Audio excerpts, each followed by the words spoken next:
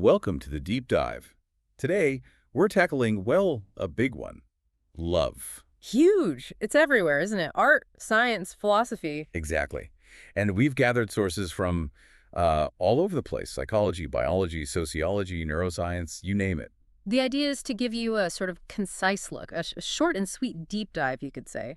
Yeah, trying to make sense of it without, getting totally bogged down. Because it can feel overwhelming, so many perspectives. Okay, so our mission really is just to pull out the most compelling bits about love from all this material. Keep it focused. Let's do it. Where should we start? How do we even define this thing? Good question. Maybe with some quick definitions. Psychology, for instance, wrestles with whether love is an emotion or maybe more of a drive, like hunger. Right, which really speaks to how fundamental it might be, you know? If it's a drive, it's core to survival. Think about a parent's bond with a child. That's powerful motivation. That makes sense.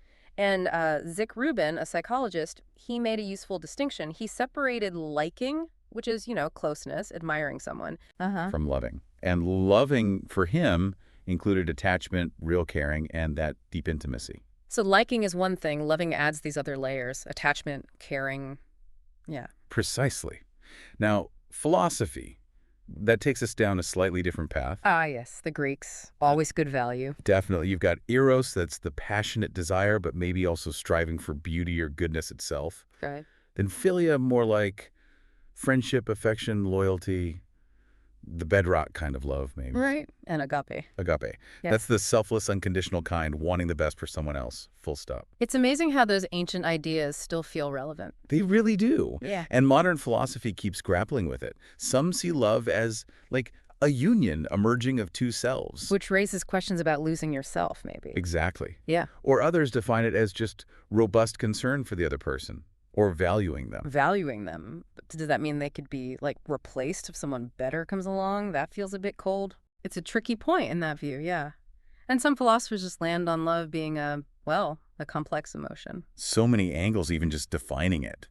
And then sociology throws in social love. What's that about? Ah, yeah, that broadens the picture beyond just personal relationships. It's about actions that go above and beyond normal expectations to benefit others, like community action. Okay, so acting out of love for the wider group. Sort of. It has these dimensions like generosity, care, seeing everyone as worthy, recognizing the other person fully.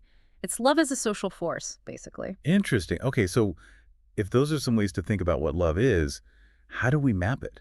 Are there, models? There are. Sternberg's triangular theory is pretty well known. It's quite neat, actually. Oh, wow. He boils love down to three core components. Mhm. Intimacy, that's the emotional closeness, the sharing, passion, the motivational side, the drive, often sexual, but not always, Right. and commitment, the cognitive part, the decision to stick with it. Intimacy, passion, commitment.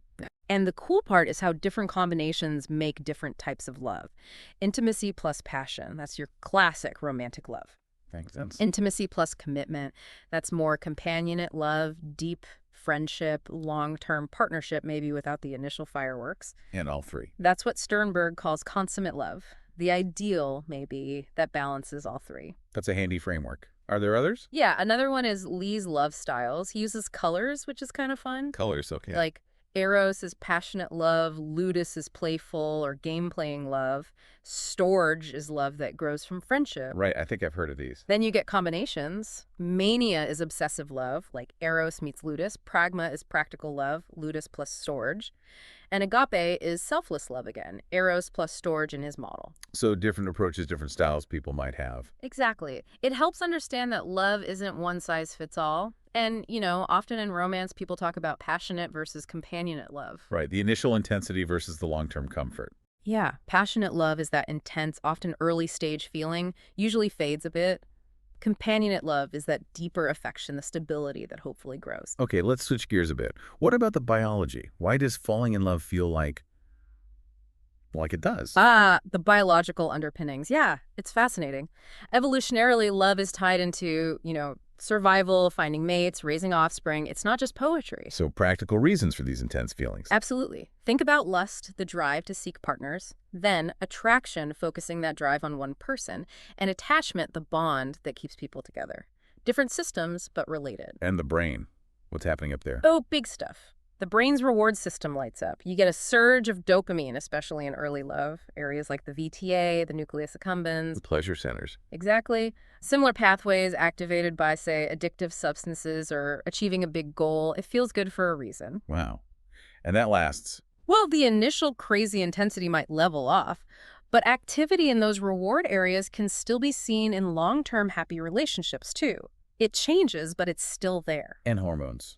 Neurotransmitters. Key players.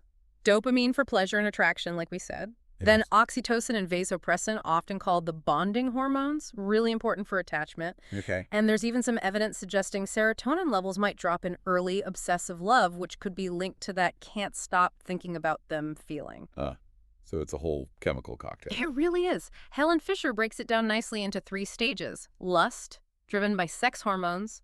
Attraction, fueled by dopamine and norepinephrine.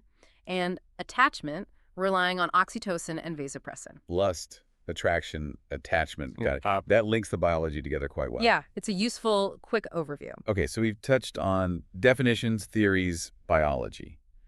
What about the psychological side, like our past experiences? Right, that brings us to attachment theory. Super influential idea. This is about early childhood, right? Mostly, yeah. The basic idea is that we have this innate need to form strong emotional bonds with our caregivers.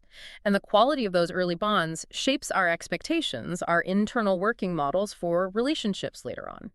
So how our parents or primary caregivers treated us affects our love lives as adults. Essentially, yes. If you had consistently responsive, warm caregiving, you likely develop a secure attachment style. You feel comfortable with intimacy, you trust others. And if not?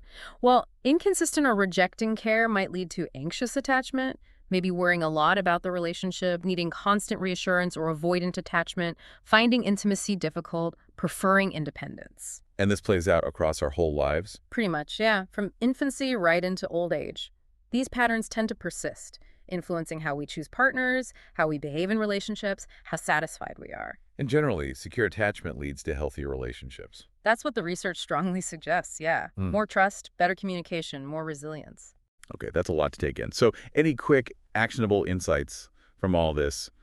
How can people, cultivate better love? Well, relationship researchers like John Gottman offer some really practical stuff. He talks a lot about avoiding the 4 horsemen. Criticism, contempt. Exactly. Contempt is a big one, like showing disgust or disrespect.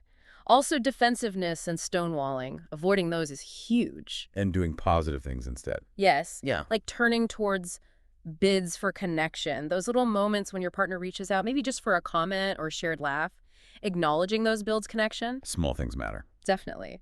And another neat idea comes from positive psychology. Capitalization. Capitalization. Yeah, it just means being actively and enthusiastically supportive when your partner shares good news. Not just saying, oh, that's nice, but really engaging with their joy. So celebrating the wins together. Exactly. It sounds simple, but it has a surprisingly big impact on relationship satisfaction and intimacy. That's a great tip. Stop. So one last quick area, culture. Love is obviously a massive theme everywhere. Oh, absolutely. You can't escape it. Literature, film, music. It's probably the central theme. Yeah, think of all the stories, right? Epic romances, family sagas, friendships. All exploring different facets of love. And you see these recurring patterns, too, like archetypes. The lover archetype is a classic one in storytelling, tapping into universal feelings. So our culture both reflects and shapes how we understand love. It's a constant feedback loop. Wow. Okay, so pulling this all together for our short and sweet dive. Love is, well, it's incredibly complex. It really is. It's a biological, psychological, philosophical, social, cultural, all at once. And hopefully touching on these different lenses, the definitions, the theories, the biology, the psychology, the practical tips, gives a richer picture. Yeah, hopefully it offers some useful insights for thinking about your own experiences, Definitely. It might not give the single answer, but maybe better questions. Well put. And maybe a final thought to leave folks with. Move for it. Given all these different dimensions we've just skimmed across, the passion, the companionship, the brain chemistry, the attachment styles, the cultural stories, what aspect of love do you find most intriguing, or what resonates most in your own life? Ooh, good question. Something for everyone to ponder. Thanks for joining this deep dive. My pleasure.